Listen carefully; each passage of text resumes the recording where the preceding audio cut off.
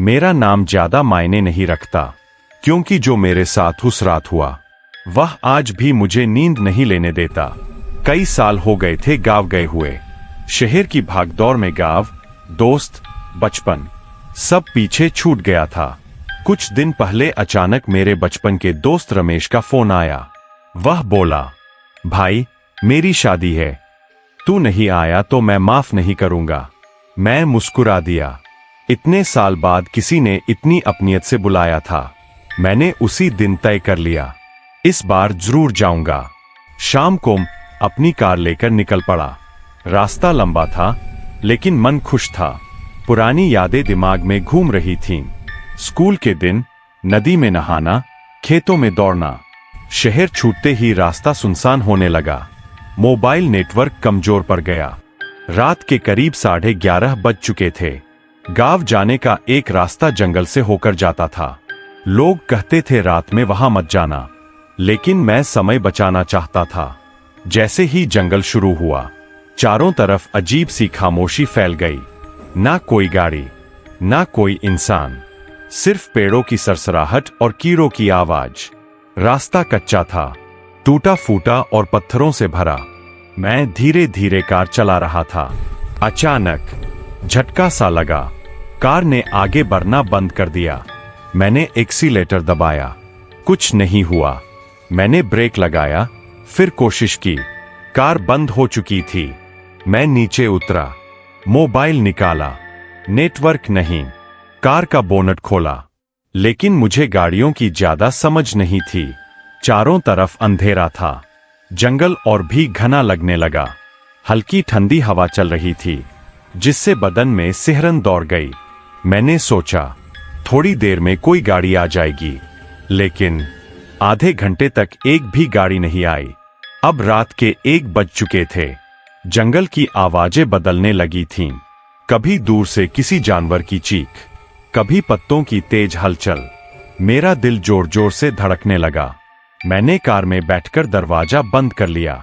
तभी दूर से इंजन की भारी आवाज सुनाई दी। मैंने ध्यान से देखा। अंधेरे में एक पुराना सा ट्रक मेरी तरफ आता दिखा। मेरे अंदर थोड़ी राहत आई।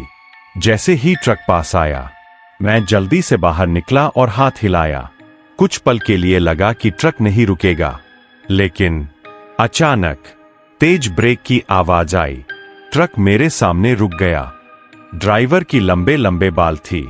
शक्ल साफ नहीं दिख रही थी, बस उसकी आंखें चमक रही थीं। उसने भारी आवाज में पूछा, क्या हुआ? मैंने जल्दी से कहा, भाई मेरी कार खराब हो गई।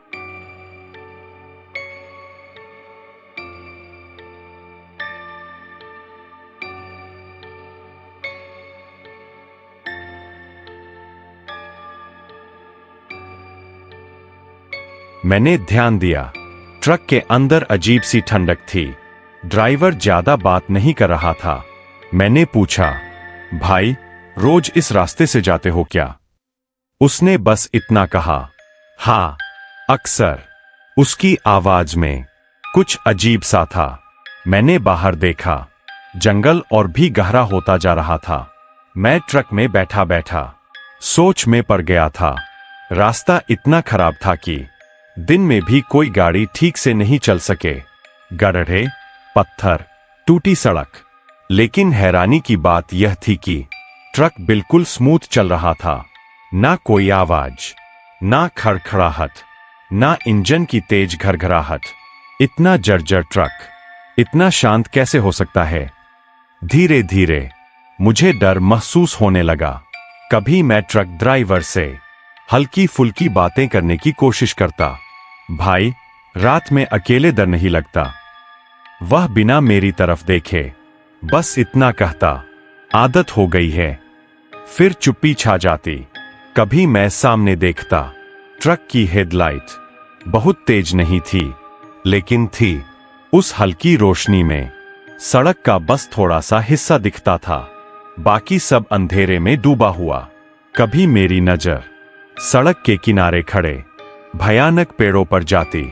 लंबे टेढ़े मेढ़े तने, सूखी डालियां, जैसे किसी ने हाथ फैलाकर रास्ता रोक रखा हो।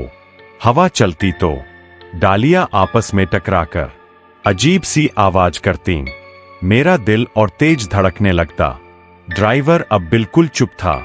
ना रेडियो, ना गाना, ना कोई बात। बस ट्रक चलता जा रहा था। मैंने घड़ी देखी। रात के करीब 2:30 बज रहे थे। कुछ देर बाद ट्रक एक जगह आकर धीमा हो गया। वह जगह 3 रास्तों का मोड़ थी। चारों तरफ जंगल ही जंगल। ड्राइवर ने ट्रक रोक दिया। फिर पहली बार उसने मेरी तरफ देखा और बोला, उतर जाओ, तुम्हारा सफर यहीं तक था। मैं हैरान हो गया, पर भाई, मेरा गांव तो अभी। उसने मेरी बात बीच में ही काट दी। यहीं से बस्ती शुरू होती है। आगे लोग मिल जाएंगे, मदद मिल जाएगी। उसकी आवाज में अजीब सी गंभीरता थी। मैंने ज्यादा सवाल नहीं किए। मैंने उसे धन्यवाद कहा। ट्रक से नीचे उतरा। जैसे ही मैं नीचे उतरा, ड्राइवर ने ट्रक घुमाया और वापस चला गया। मैंने वही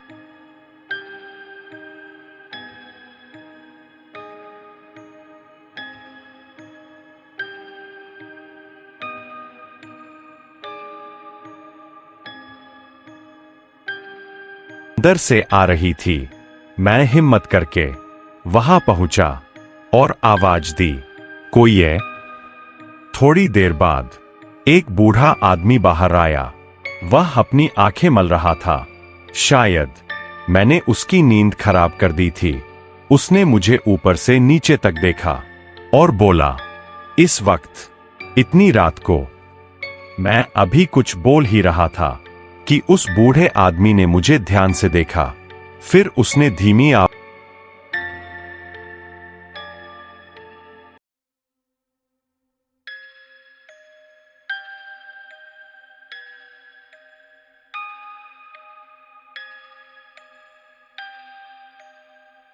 कहा। फिर बोला, बैठो, जो सच है वह सुनने की हिम्मत है। मैं उसके साथ ढाबे के अंदर गया। एक पुरानी लालटेन जल रही थी। कमरा छोटा था। दीवारें काली पड़ चुकी थीं। बूढ़े ने मुझे पानी दिया। उसके हाथ कांप रहे थे। फिर वह बोला, बेटा, इस जंगल के आगे जो पुल है न, वह सालों पहले टूट चुका है। मैं चौंक गया। उसने आगे कहा, आज तक कोई गाड़ी उस पुल को पार नहीं कर पाई। मेरे दिमाग में एक ही सवाल घूम रहा था, तो फिर मैं आया कैसे? बूढ़ा बोलता रहा, कई साल पहले इसी रास्ते पर एक ट्रक ड्राइवर का भयानक एक्सीडेंट हुआ था। रात का समय था। तेज बारिश हो रही थी। ट्रक पुल के पास पहुंचा और सीधे नीचे गिर गया। उसने गहरी सांस ली। ड्राइवर की वहीं मौत हो गई थी। उसके बाद से, बूढ़ा बोला, लोगों ने अजीब बातें देखनी शुरू की। कहते हैं रात के समय एक पुराना ट्रक अब भी इस जंगल में चलता है। जो रास्ता भटक जाते हैं या जिनकी नीयत साफ होती है, उन्हें वह सुरक्षित छोड़ देता है। मेरी आवाज कांप रही थी। तो क्या वही ट्रक मुझे यहां तक लाया था? बूढ़े ने मेरी आंखों में देखा और धीरे से कहा, हां। मेरे शरीर में सिहरन दौड़ गई। मैंने कहा, पर पुल, वह तो टूटा हुआ है। बूढ़ा बोला, इसलिए तो पूछ रहा हूं बेटा, तुम आए कैसे? अब मुझे सब साफ साफ समझ आने लगा। वह ट्रक किसी रास्ते से नहीं आया था। सुबह होते ही मैं उस जगह गया जहां से ट्रक ने मुझे छोड़ा था, और जो मैंने देखा, पुल सच में टूटा हुआ था। नीचे गहरी खाई थी। जंगल के अंदर एक पुराना जंग लगा ट्रक पड़ा था, पेड़ पत्तों से ढका हुआ। वही ट्रक जिसमें मैं रात को बैठा था। बूढ़े की बात मेरे कानों में गूंज रही थी। वह ट्रक ड्राइवर आज भी भटकते लोगों की मदद करता है, लेकिन जो गलत नीयत से आते हैं, वे कभी वापस नहीं जाते। उस दिन के बाद मैं कभी रात में उस जंगल के रास्ते नहीं गया।